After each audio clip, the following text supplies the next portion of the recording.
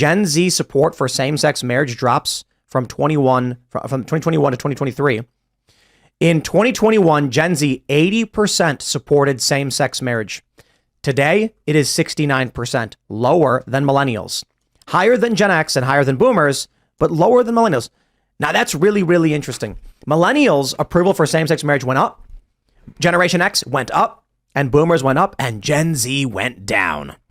So what Matthew Iglesias says is that it's probably a fluke. However, he goes on to say, I do think we now have a good amount of evidence that Zoomers are going to be more conservative than millennials.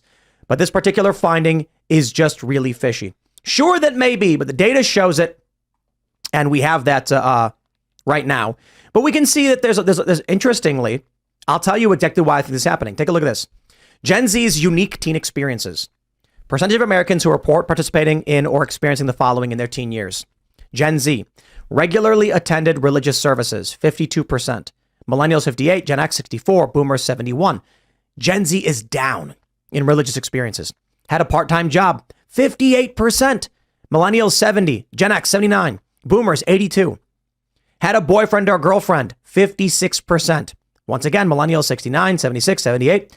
Drank alcohol or smoked pot or cigarettes occasionally. Gen Z, absolutely not smoking and drinking. And then felt lonely or isolated, 61%. Millennials, 57. Generation X, 44. Boomers, 36. You want to know why it is that Gen Z probably had a huge pushback against same-sex marriage in the past 2 years? It's laid out exactly right here. They are lonely. They are isolated. They don't have significant others.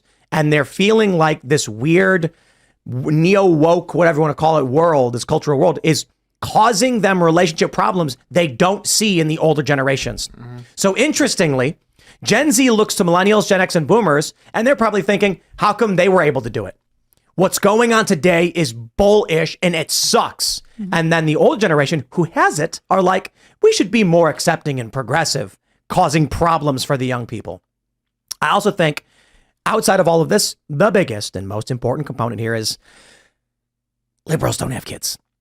And 20 years ago, when Gen Z was being created in passionate lovemaking, more conservatives had kids than liberals. And that means there are more Gen Z conservatives than liberals. Conservatives weren't killing their kids at mass rates like liberals do. Yeah. The liberals not only don't have kids, they abort their kids. They're now getting into practices which can result in the sterilization of their kids. Conservatives are still having less kids for sure.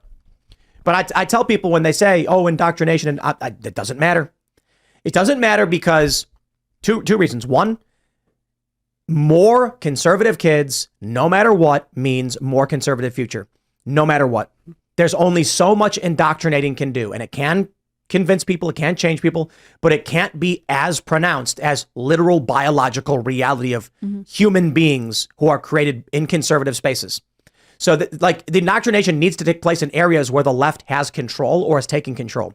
But conservatives are pushing back in the culture war, which means they're losing. But more importantly, one of the most important things outside of biological reality is the economic reality.